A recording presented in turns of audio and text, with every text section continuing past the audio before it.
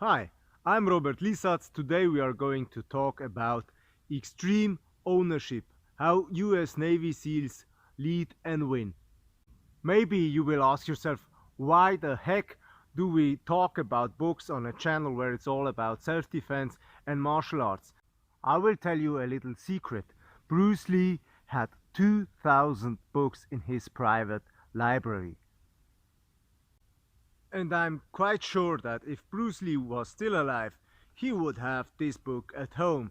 And Bruce Lee had books about sports science, about training, about classical and modern martial arts, and of course also about philosophy. Why shouldn't he have also this book if he was still alive? So I guess that my point is that if you want to be an all-rounded fighter, it doesn't matter if you're training classical kung fu, MMA, or Brazilian jiu-jitsu.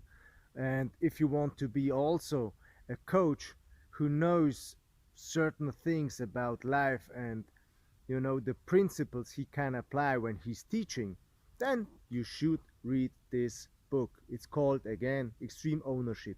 There are so many good chapters in this book you can apply directly when you're training martial arts. One of the chapters is check your ego.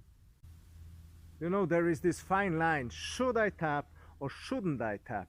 I mean, if it's very clear, if you will harm yourself because you don't tap, then you should tap, and this is when you should check your ego, for instance. And I'm speaking from experience because I was the guy that didn't like to tap at all, and all my broken bones I had in the past, this means about 11 broken bones, were the result of not checking my ego and not tapping. And when I'm teaching martial arts, I can see immediately if someone has some problems with his ego or not.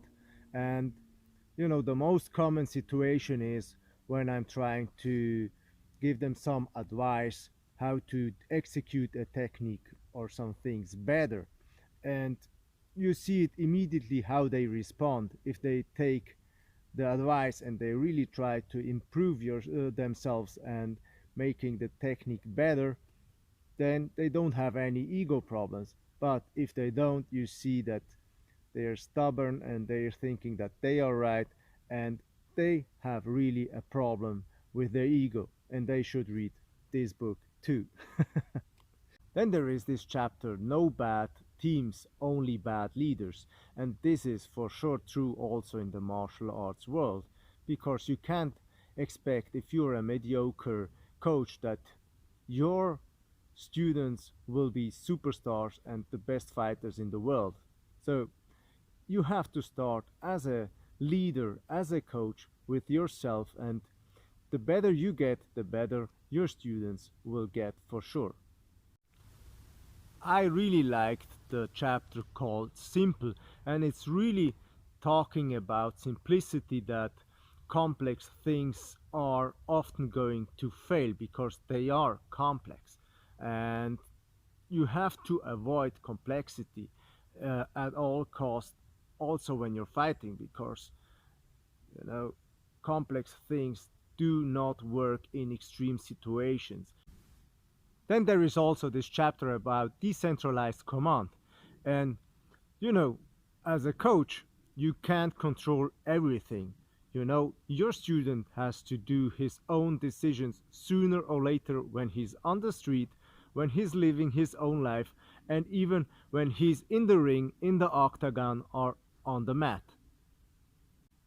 So if you are a martial artist, a martial arts coach, a fighter, it doesn't matter which martial art you are practicing, you should definitely read Extreme Ownership, because you will have many benefits, because you will understand not only life better, you will understand how to learn and teach martial arts better, and this is what it's actually all about. So, I'm Robert Lisac. This channel is all about martial arts, self-defense, self-protection, and this kind of stuff. And if you're new here, consider to subscribe. And if you want to buy this book, just go into the video description where you can follow the link and buy this great book. So this is it. See you in the next video. Bye.